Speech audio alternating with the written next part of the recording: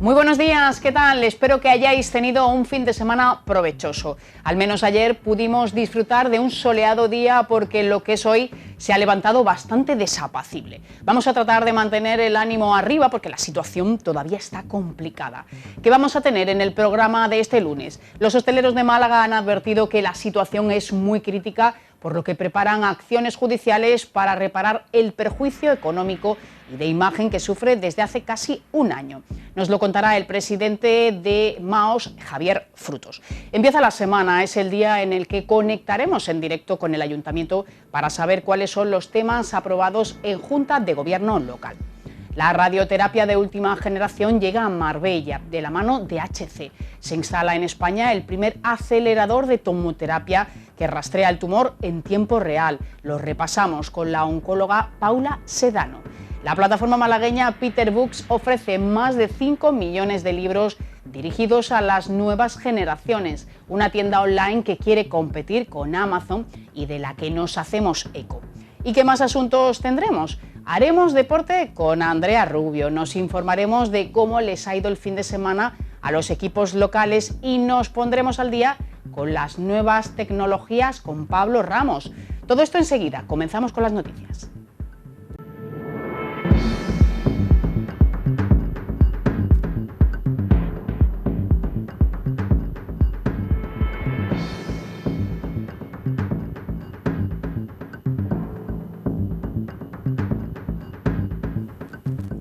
Los hosteleros de Málaga han reaccionado con mucha preocupación tras el cierre de su actividad no esencial. Advirtiendo que la situación es muy crítica, han anunciado la toma de medidas judiciales. Javier Frutos es el presidente de MAOS. Hola, buenos días. ¿Qué tal? Buenos días. ¿Cómo está la situación una semana después? Bueno, pues la situación sigue siendo crítica y bueno, pues es verdad que en esta semana pues la situación de indignación y de desesperación de muchísimos hosteleros pues va creciendo. Y como decía, pues bueno, es verdad que no nos ha quedado otra que la vía judicial y en eso estamos ahora mismo preparando las plataformas para presentárselo a los asociados o no asociados, hosteleros en general, que quieran adherirse a distintas plataformas para reclamar judicialmente. Hablabais de maltrato y de abandono del sector en esta complicada situación, ¿no? Sí, hombre, la verdad que es la situación que estamos viviendo desde primeros de marzo, o de mediados de marzo en este caso, la pandemia, y que no hayamos tenido aún ningún tipo de ayuda real, si bien es cierto que como ayuda solamente podemos contabilizar los ERTE, porque los ICO, aun siendo una ayuda que pueda permitir la liquidez de las empresas, no olvidemos que eso habrá que devolverlo y la situación a día de hoy, sin facturar y sin saber muy bien cuándo se reactivará la economía, pues la verdad que hace muy difícil incluso la devolución a un año vista de esos ICOs. Por tanto, la situación, como te decía, es bastante complicada, no tenemos ayuda y bueno, pues sí es verdad que nos sentimos maltratados y dejados de lado por las distintas administraciones. ¿De qué manera vais a articular estas demandas? Bueno, pues ahora mismo hemos contactado con 3 despachos de abogados porque la idea sería que, bueno, que cada uno de los hosteleros que quieran adherirse a distintas demandas, pues bueno, que no solamente hablen con un despacho de abogados, verdad que hay un despacho de abogados que es el que nos asesora a nosotros y después hay 2 externos que serán los que hagan una webinar para que bueno, pues ya te digo, todo hostelero que quiera escucharlo, pues que vea cuál es la línea a seguir, pues que más le convenga y ellos mismos serán los que elijan qué despacho de abogados con el que van a contar. El presidente de la Junta de Andalucía anunciaba la pasada semana determinadas ayudas para municipios afectados, como el caso, por ejemplo, de Málaga o de Marbella. No sé si tenéis conocimiento de alguna medida en concreto. El único conocimiento que tenemos es lo que hemos escuchado por prensa, pero bueno, sí es verdad que nos sorprende, puesto que las ayudas que se dijeron que se iban a dar en noviembre aún no se ha presentado ni la convocatoria en el caso de las pymes. Sí es verdad que le pedíamos agilidad, sobre todo por el tema de los alquileres. Llevamos un año donde hay muchísimas empresas de hostelería que no han podido llegar a ningún tipo de acuerdo con los alquileres, incluso muchas de ellas han tenido que cerrar, entre otras cosas, por estos motivos, que al final no deja de ser el gasto fijo más importante. Pero bueno, es verdad que nos sorprende que anuncien más medidas cuando todavía no se han reactivado las medidas o las ayudas en este caso que se propusieron en noviembre, que si bien eran bastante insuficientes, porque esos 1.000 euros de ayuda directa prácticamente, bueno, lo tomamos como casi una tomadura de pelo, en el sentido de que 1.000 euros prácticamente no ayuda absolutamente a nada cuando no sé los miles de millones de euros que lleva perdida la hostelería a día de hoy. Por tanto, es verdad que la situación se va complicando y lo que queremos es agilidad, sobre todo de las administraciones, y que por favor que gestionen esto en condiciones. No se puede cerrar distintos municipios como se está cerrando. Hablamos de Marbella, Vélez, Málaga, la propia Málaga que ha terminado, o sea, municipios muy grandes y los pequeños exactamente igual, pero que no se tenga ninguna medida para paliar estas nuevas pérdidas a un año de que empezara la pandemia. La situación a día de hoy es prácticamente insostenible por el sector. Las prórrogas de los arrendamientos entiendo que sí que han sido un pequeño soplo de aire fresco, ¿no? Sí, bueno, es lo único que es verdad que habrá ayudado a algún compañero que otro que estuviera terminando su alquiler y se pudiera prorrogar, pero indudablemente son los mínimos. Es verdad que hay muchísimos propietarios con alquileres elevadísimos que no se les ha descontado prácticamente ni un solo euro. Y ahí es donde creo que debemos incidir, porque es donde la mayoría verdaderamente lo va a agradecer. Necesitamos que se incidan esos gastos fijos. No podemos estar pagando los gastos fijos al 100% y con una actividad pues que roza prácticamente el no abrir, porque no olvidemos que a día de hoy, con las restricciones que tenemos, un negocio de hostelería pues prácticamente no podría facturar en caso de que hubiera clientes, que tampoco lo hay, porque al final, indudablemente, el mensaje que se está trasladando desde las administraciones es que la gente no salga de sus casas. E indudablemente, pues bueno, estamos hablando de alrededor de entre un 15 y un 20% como máximo de facturación que podría tener un negocio con las restricciones que estamos teniendo a día de hoy. ¿Cuántos negocios han tenido que echar el cierre en Málaga? Pues ahora mismo no lo tenemos contabilizado porque la situación indudablemente es muy complicada. Estaremos en torno al 20% en lo que se calcula, pudiendo llegar casi a 50%. Pero es verdad que hay muchos negocios que a día de hoy, y sobre todo en municipios grandes como comentábamos antes, que están cerrados y muchos de ellos están con la llave en lo alto de la mesa sin saber si la entregan o no la entregan. Por tanto, es verdad que hay muchos negocios a día de hoy que están pendientes prácticamente de que pueda llegar una ayuda, que pueda llegar un soplo de aire, por lo menos, o bien por la administración o incluso bien por los propios arrendadores, que le puedan descontar algo de sus alquileres para que puedan seguir unos meses más, porque esto ya es verdad que lo único que se trata es de aguantar lo más posible para ver que verdaderamente esto cambie un poco el rumbo. Realmente no vamos a llegar a cifras de 2019, pero sí por lo menos que podamos tener algo de facturación y que no sean pérdidas tras pérdidas mes tras mes, que es lo que llevamos sufriendo desde que llegó la pandemia. Vosotros entendíais que ya la regulación de aforos, de horarios, era suficiente. Perder el servicio de cenas para la restauración era bastante terrible. Nunca hemos entendido que se restringiera a la hostelería como se le ha restringido. Creo que hemos sido un sector sacrificado en esta pandemia. Entendemos que cuando no se puede controlar algo, pues bueno, en este caso, que es en la pandemia, pues no ha tocado como justificación por parte de la administración de restringir un sector para eso, para justificar que se está haciendo algo, puesto que al final a las pruebas nos remitimos. Estamos hablando de que Alemania lleva cerrado desde octubre y no bajan los contagios, al revés, van subiendo y están disparados. Por tanto, creo que estaba mucho más controlado el personal, la ciudadanía, dentro de establecimientos que cumplen con todas las medidas de seguridad, que no, como se ha comprobado en muchísimas ocasiones, en casa haciendo fiestas o incluso fiestas al aire libre, que al final eso sí verdaderamente es un riesgo, es un peligro, y llevamos detrás de la administración para que esto lo solucione y sobre todo que nos digan qué es lo que tenemos que hacer, porque creo que hemos dado muestra de responsabilidad desde que comenzó la pandemia en cuanto a extremar las medidas higiénico-sanitarias. Por tanto, sí nos consideramos un sector seguro y un sector que puede ayudar mucho al control de la pandemia. Habíais planteado a la Junta de Andalucía que cuando tuviera lugar la reapertura, pues se estableciera un sistema de clientes. ¿Esto en qué consiste? Un sistema de clientes, no, simplemente lo que se pretendía es que nosotros tuviéramos controlado qué clientes fueran los que están dentro de cada establecimiento, para que así, en caso de que tuviéramos acreditado algún tipo de contagio en esos establecimientos, que nosotros fuéramos los que nos pusiéramos en contacto con los clientes que hubieran pasado en ese día o en esa franja horaria por nuestro establecimiento. Ya te digo, nosotros siempre hemos estado en colaboración con la administración y todo lo que estamos persiguiendo es que nos dejen trabajar de forma segura y sobre todo poniendo nuestro granito de arena en la contención de esta pandemia, que indudablemente todos priorizamos la parte sanitaria porque todos tenemos familiares que lo pueden coger o que lo han cogido, que lo han pasado mal. Por tanto, somos los primeros que queremos extremar esas medidas de seguridad y queremos controlar la pandemia desde la seguridad de nuestro establecimiento, como así creo que lo hemos hecho desde que empezó la pandemia. Hoy parece que tenemos noticias positivas en lo que se refiere a la vacunación, que se va a intensificar. Esta al final es la clave.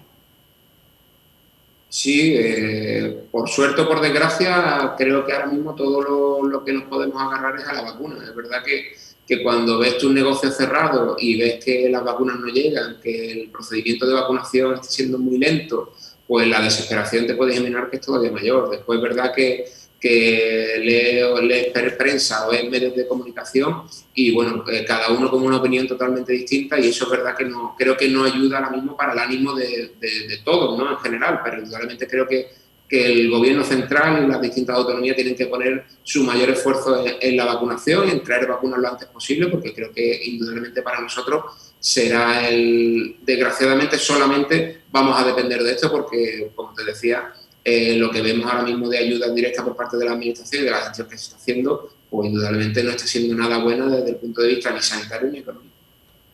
Bueno, a Málaga le queda una semana para revisar sus cifras. ¿Cuál es el horizonte y qué mensaje podríamos lanzar?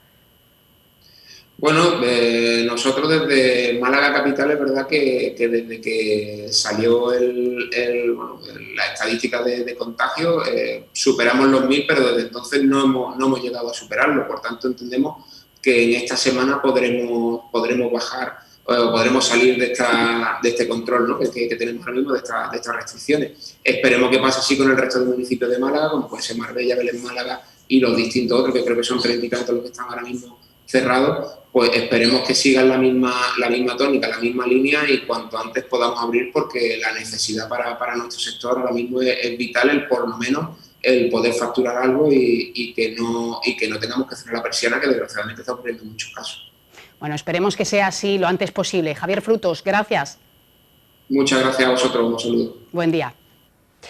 Este fin de semana perdíamos a Luis Feito, un artista, un genio muy querido y muy vinculado a Marbella. Tuvimos la oportunidad de realizarle una entrevista hace escasos meses. Vamos a recordarla. ¿Sigue pensando que el arte es un misterio, que debe salir de las tripas, que no debe hacerse un poco con la mente y pensando más en el euro, en el dólar? ¿Cómo ve estas nuevas generaciones? Yo sigo pensando eso y cada vez más.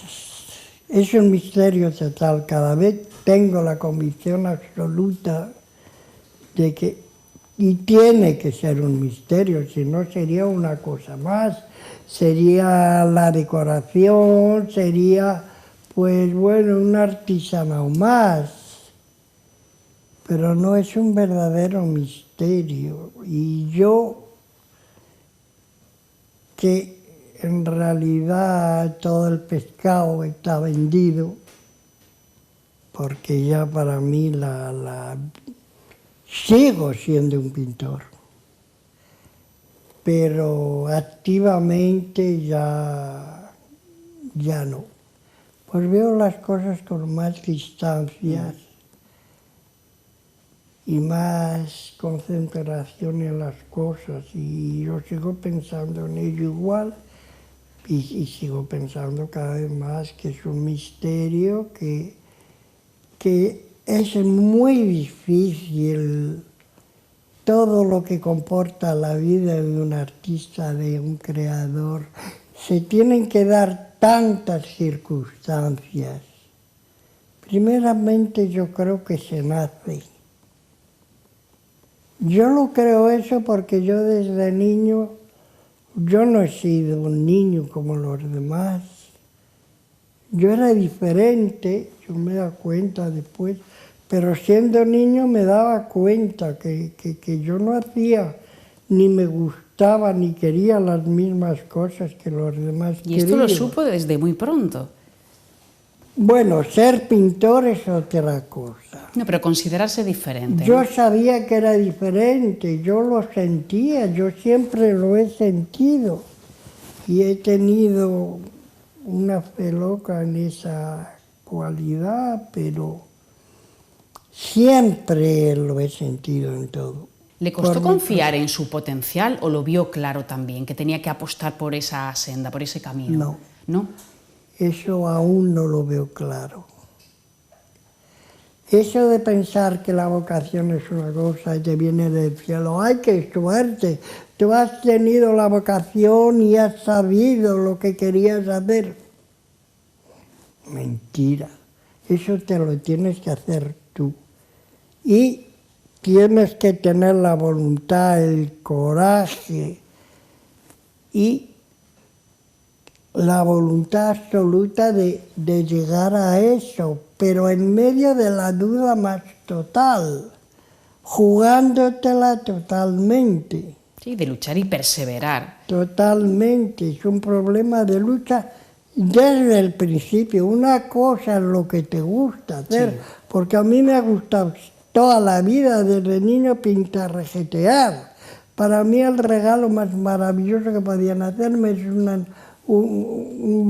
una caja de pinturas. Me volvía loco, una caja de pinturas y ya emborraba todo. Los periódicos, todo. Usted es considerado precursor de la pintura de vanguardia. ¿Le gusta esa palabra? ¿Qué es la vanguardia ahora? ¿En qué punto está? Nada. No le gusta en absoluto. No me gusta nada y además es una palabra que no tiene ningún sentido en el arte. Porque en el arte no hay ni vanguardias ni retaguardias. Iba a decir un taco. No le digo. No, esos son... A veces tendemos, ¿no?, a buscar nombres, a querer compartimentar. Sí, palabrerías de intelectuales, de escritores que siempre se buscan definiciones y cosas de esas. La vanguardia es la rierguardia de mañana. No tiene ningún sentido en arte cuando lo que buscas en el arte es que dure, que quede, que evolucione, ni vanguardia ni retaguardia, que vaya avanzando siempre. Sin esa evolución el arte no puede existir. Eso es importantísimo, es lo más importante.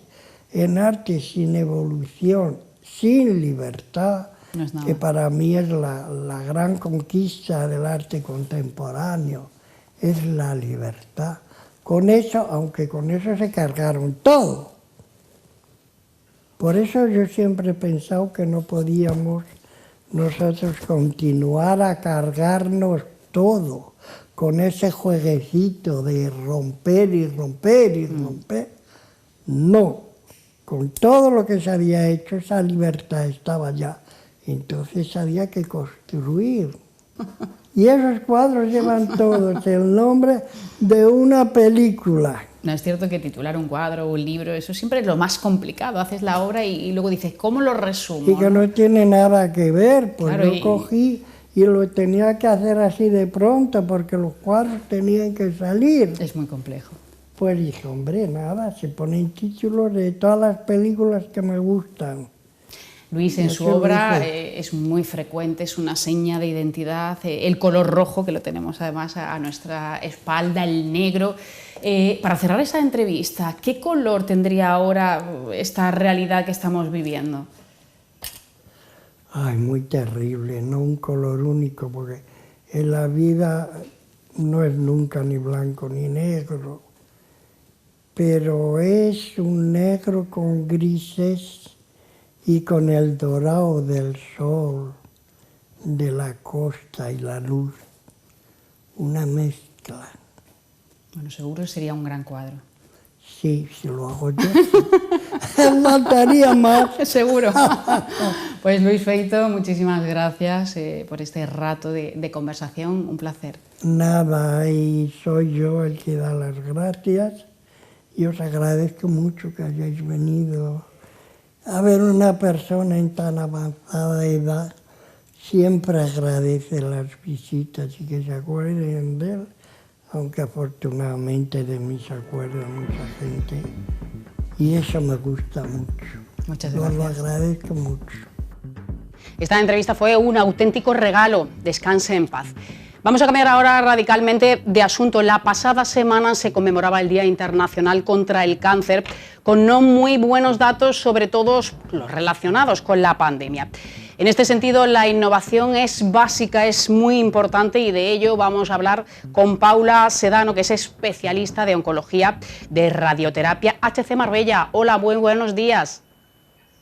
Hola, buenos días. Bueno, me encuentro aquí con mi compañero radiofísico José Antonio García Baltar, que también va a estar hoy conmigo haciendo la entrevista. Hola, José Antonio, ¿qué tal? ¿Qué tal?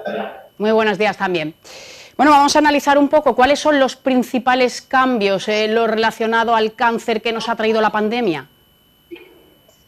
Bueno, pues yo creo que sobre todo mucho miedo. Ya son pacientes que les da miedo ir al hospital por poderse contagiar de otro tipo de enfermedades, ya que muchos de ellos pues tienen el sistema inmune afectado.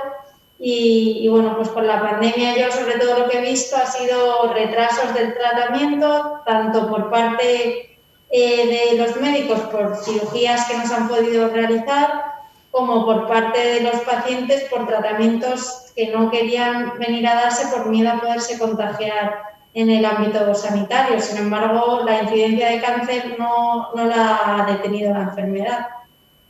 Claro, aquí muy importante hacerse las revisiones, no tener miedo a acudir a un centro hospitalario por contagiarse, ¿no?, de una enfermedad, cuando realmente puedes acabar con otra muy seria también. Sí, efectivamente. Al final el contagio que hemos visto intrahospitalario, por ejemplo en radioterapia, que son tratamientos diarios, ha sido mínimo el porcentaje de pacientes que se han contagiado durante el tratamiento. Sin embargo, el porcentaje de pacientes que se ha visto su enfermedad afectada por esos retrasos en el tratamiento, por no venir a tratarse a tiempo, sí que ha tenido mayor impacto. ¿En cuánto ha aumentado el número de cáncer de pacientes con estas dolencias según estáis analizando? Pues bueno, es que depende un poco de cada tipo de tumor, claro. Es verdad que sobre todo en los últimos datos que publicaba la SEOM, la incidencia en general estaba aumentando, a lo mejor en un porcentaje mínimo de menos de un 5% en total. Es verdad que también se diagnostican más cánceres porque tenemos más herramientas, mejores herramientas para diagnosticarlos antes, y sobre todo lo que más ha llamado la atención, yo creo que de los datos publicados, ha sido que bueno, en los últimos 40 años pues podemos decir que la supervivencia se ha hasta duplicado gracias a las mejoras en los tratamientos en los últimos años. En estos momentos, ¿cuáles son las principales herramientas, las principales armas para combatir el cáncer?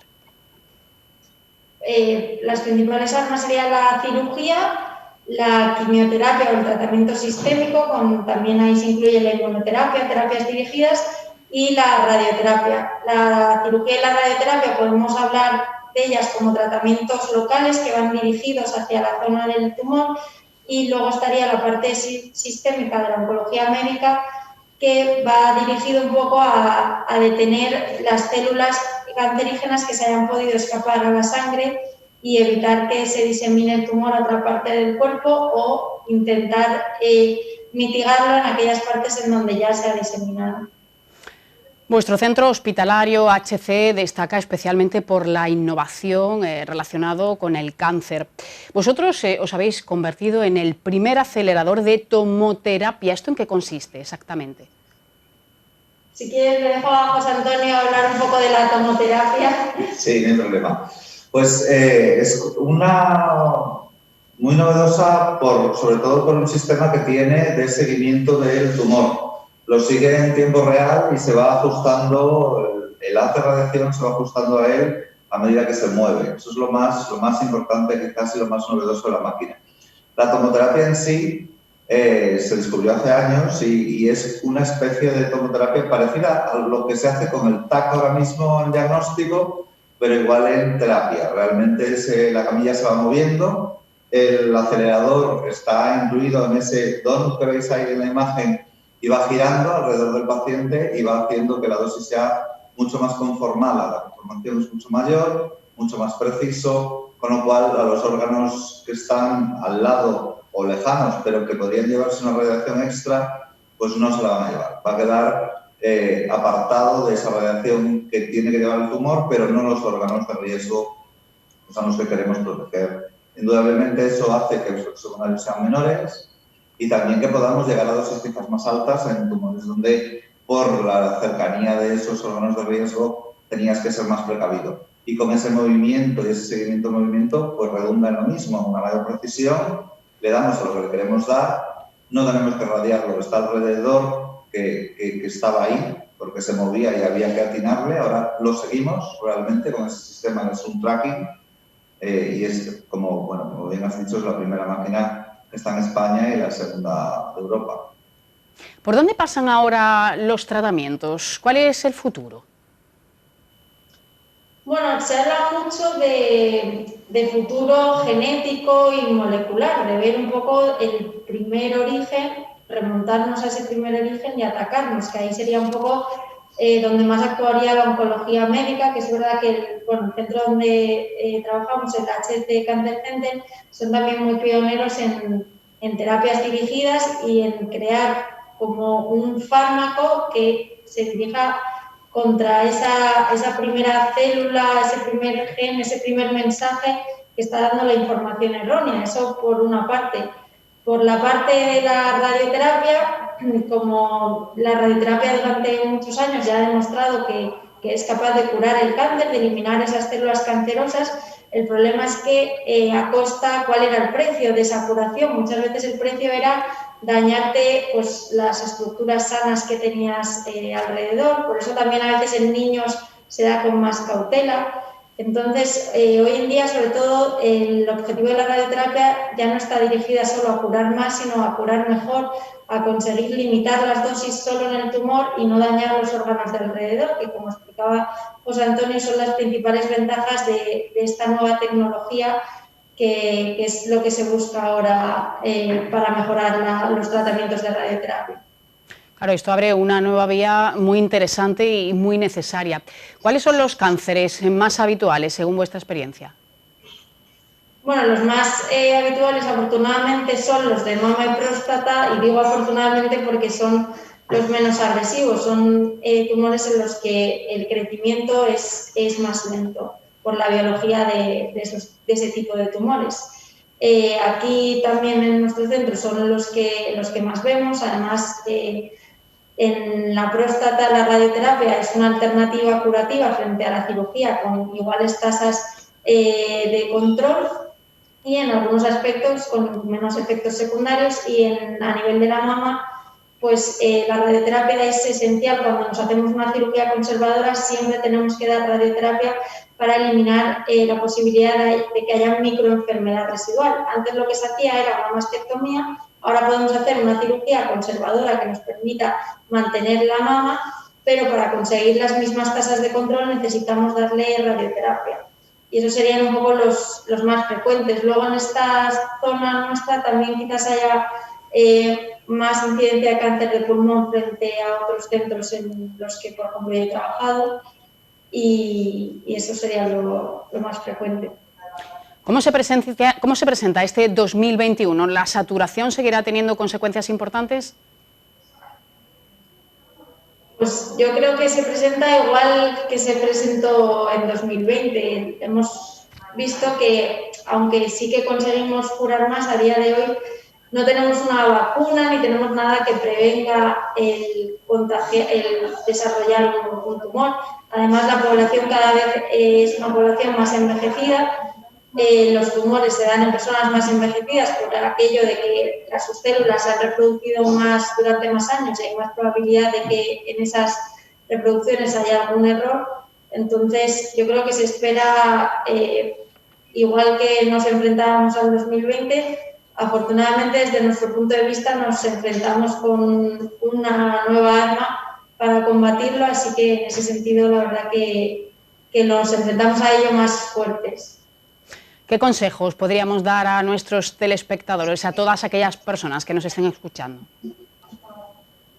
Bueno, yo creo que los consejos, sobre todo ahora en esta situación que estamos de pandemia, por supuesto, hay que limitar la visita a los centros sanitarios, pero siempre que se necesite una asistencia sanitaria hay que acudir. El COVID-19 es una pandemia muy importante, pero el cáncer es aún mayor las vidas que se cobra año tras año y bueno, creo que siempre hay que acudir a los centros, que sepan que en HC Cancer Center tenemos todas las especialidades necesarias para combatir el cáncer y que bueno, pues cualquier consulta extra siempre se pueden organizar consultas telefónicas y bueno, que aquí estamos para ayudar en todo lo que podamos.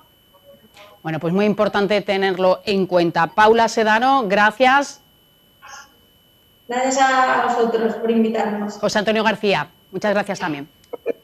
Gracias. Buen día.